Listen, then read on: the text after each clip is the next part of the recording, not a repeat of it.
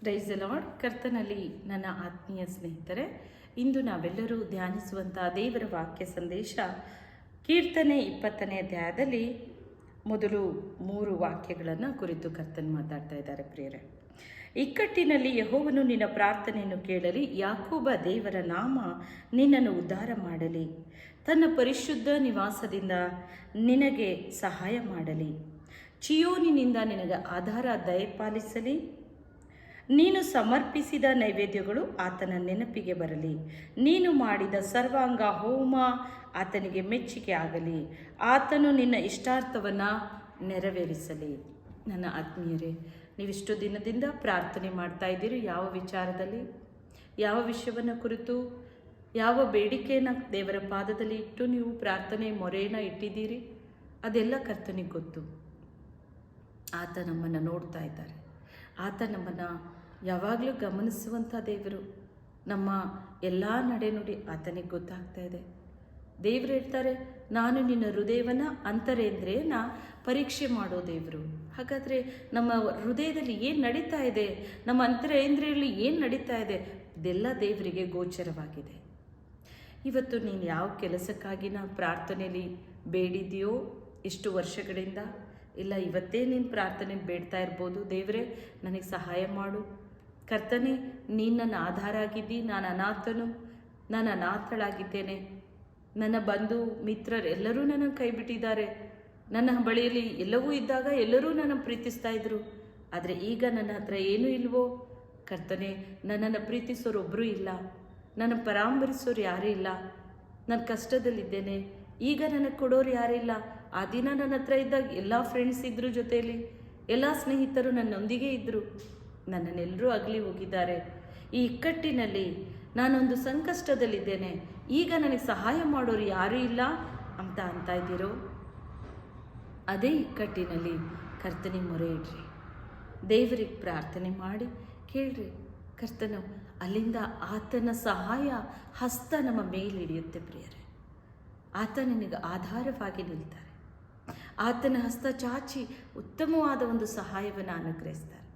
ನಿನ್ನ ಇಷ್ಟಾರ್ಥ ಇವತ್ತು ನೆರವೇರುತ್ತೆ. ನೀನೇನು ಇಷ್ಟಪಡ್ತಾ ಇದ್ದೀಯಾ, ನೀನೇನು ಬೇಡ್ತಾ ಇದ್ದೀರಾ, ನೀನು ವ್ಯಾಧಿಗಾಗಿ, ನಿಮ್ಮ ಮನೆ ಬಡತನಕ್ಕಾಗಿ, ಸಾಲಕ್ಕಾಗಿ, ಇಲ್ಲ ಸಂಪೂರ್ಣವಾಗಿ ಎಲ್ಲರೂ ಕೈ ಬಿಟ್ಟಾಗ ದುಃಖ ಆವರಿಸಿದೆಯೋ, ಅನಾಥ ಸ್ಥಿತಿ, ಯಾವುದೋ ಒಂದು ದುಷ್ಟಶಕ್ತಿ, ಮಾಟ ಮಂತ್ರ ಶಕ್ತಿಗಳು ನಿಮ್ಮ ಬಾಧಿಸ್ತಾ ಇದೆಯಾ, ಯಾವ ನೋವಿನಲ್ಲಿದ್ದೀರಾ, ಏನಾಗಿದೆ, ಅದೆಲ್ಲ ದೇವರಿಗೆ ಗೊತ್ತಿದೆ.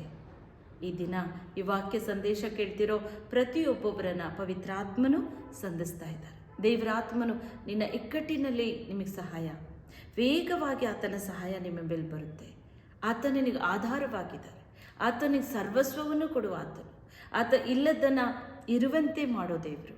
ಆಶ್ರಯ ಇಲ್ಲ, ಮನೆ ಇಲ್ಲ, ದೇವರೇ ಬಾಡಿಗೆ ಕಟ್ಟಿ ಸಾಕಾಗಿದೆ, ಒಂದು ಸ್ವಂತದಾದು ಯಾವುದೂ ಇಲ್ಲವೇ ಕರ್ತನ, ನಾನು ಎಷ್ಟು ದಿನ ನಾನು ಕೂಲಿಗೆ ಹೋಗಲಿ, ಎಷ್ಟು ದಿನ ನಾನು ಕಷ್ಟಪಡಲಿ ಅಂತ ಇರುವಂಥ ಪ್ರತಿಯೊಬ್ಬರಿಗೂ ದೇವರ ಆಶೀರ್ವಾದ ಹಿಡಿತಾ ಇದೆ. ಕರ್ತನು ನಿಮ್ಮನ್ನು ಹೇರಳವಾಗಿ ಆಶೀರ್ವದಿಸ್ತಾರೆ. ನಿನ್ನ ಇಕ್ಕಟ್ಟಿನಲ್ಲಿ ಇಂದು ಕರ್ತನ ಬಳಿ ಮೊರೆ ಇಡು. ನಿನ್ನ ಇಷ್ಟಾರ್ಥ ದೇವರಿಗೆ ತಿಳಿಸು. ತಂದೆ, ನನ್ನನ್ನು ಆಶೀರ್ವದಿಸು, ನನ್ನ ಕುಟುಂಬವನ್ನು ಆಶೀರ್ವದಿಸು, ನನ್ನ ಮಕ್ಕಳನ್ನು ಆಶೀರ್ವದಿಸು. ಯವನ ಪ್ರಾಯದಲ್ಲಿ ನಿನ್ನ ಸ್ತುತಿಸ್ತೇನೆ. ನನ್ನ ಜೀವಿತ ಭವಿಷ್ಯ ಎಲ್ಲ ನಿನ್ನ ಚಿತ್ತದಂತಾಗಲಿ. ಉತ್ತಮವಾದೊಂದು ಕೆಲಸ ಕೊಡಪ್ಪ. ನನ್ನ ವಿವಾಹ ಕಾರ್ಯ ವೇಗವಾಗಿ ನಡೀಲಿ. ಇದೆಲ್ಲಕ್ಕಾಗಿ ಪ್ರಾರ್ಥನೆ ಮಾಡಿ. ದೇವರು ಹಿಂದೆ ಅದ್ಭುತ ಮಾಡ್ತಾರೆ. ಈಗಲೇ ಕರ್ತನ ತಡ ಮಾಡೋರಲ್ಲ. ನಮ್ಮ ಹೃದಯದ ಸಮಸ್ಯೆ, ನಮ್ಮ ಹೃದಯದಲ್ಲಿ ಅಂದರೆ ನಡೆಯೋದನ್ನು ನೋಡ್ತಾ ಇದ್ದಾರೋ, ಆತನು ಶೀಘ್ರವಾಗಿ ಸಹಾಯ ಮಾಡೋ ದೇವರು. ಕ್ಷಣ ಮಾತ್ರದಲ್ಲಿ ಅದ್ಭುತಗಳನ್ನು ನಡೆಸೋ ದೇವರು. ನಂಬಿಕೆಯಿಂದ ಪ್ರಾರ್ಥನೆ ಮಾಡೋಣ. ಭೂಮಿ ಆಕಾಶಗಳನ್ನು ಸಕಲ ಸೃಷ್ಟಿಗೆ ಒಡೆಯನಾಗಿರುವ ನನ್ನ ದೇವನೇ, ಅಪ್ಪ, ನನ್ನೊಂದಿಗೆ ಸೇರಿ ಪ್ರಾರ್ಥಿಸುತ್ತಿರುವ ಪ್ರತಿಯೊಬ್ಬೊಬ್ಬರನ್ನು ನೀನು ಸಂಧಿಸು. ಪವಿತ್ರ ಆತ್ಮನೇ, ದೇವರಾತ್ಮನೇ, ಅಪ್ಪ, ಅವರು ಏನೇನು ಕಷ್ಟದಲ್ಲಿ ಸಿಲುಕಿದ್ದಾರೋ, ಯಾವ ಇಕ್ಕಟ್ಟಿನಲ್ಲಿದ್ದಾರೋ, ನಿನಗೆ ಮೊರೆ ಇಡ್ತಾ ಇದ್ದಾರೆ, ನಿನ್ನಲ್ಲಿ ಬೇಡ್ತಾ ಇದ್ದಾರಪ್ಪ. ನಿನ್ನನ್ನು ಬಹಳವಾಗಿ ಸ್ವಾಮಿ ಕೇಳುವರಾಗಿದ್ದಾರೆ. ಪರಾಂಬರಿಸು ತಂದೆ. ಅವರ ಕಷ್ಟ, ಕಣ್ಣೀರು, ವೇದನೆ, ಚಿಂತೆಗಳು, ವ್ಯಾಧಿ ಯೇಸುವಿನ ನಾಮದಲ್ಲಿ ಇಂದು ಬಿಟ್ಟು ಹೋಗಲಿ ಎಂದು ಆಜ್ಞೆ ಕೊಡ್ತೇನಪ್ಪ. ಕರ್ತನೇ, ಅವರ ಇಷ್ಟಾರ್ಥ ನೆರವೇರಿಸು. ಅವರಿಗೆ ಬೇಕಾದ ಎಲ್ಲ ಸಹಾಯ ನಿನ್ನಿಂದಲೇ ಒದಗಲಿ ಏಸಪ್ಪ. ಆಶೀರ್ವದಿಸು ತಂದೆ. ಅಪ್ಪ, ನೀನೀಗಲೇ ಮುಟ್ಟುತ್ತಾ ಇರೋದಕ್ಕಾಗಿ ವಂದನೆ. ಬಿಡುಗಡೆ ಕೊಡುತ್ತಾ ಇರೋದಕ್ಕೆ ಸ್ತೋತ್ರ. ನಿನ್ನ ನಾಮಲ್ಲಿ ಮಹಿಮೆ ಆಗಲಿ ತಂದೆ. ಜೀವಿಸುವ ಯೇಸುವಿನ ನಾಮದಲ್ಲಿ ನಾವು ಬೇಡಿಕೊಳ್ಳುತ್ತೇವೆ ತಂದೆ. ಆಮೀನ್.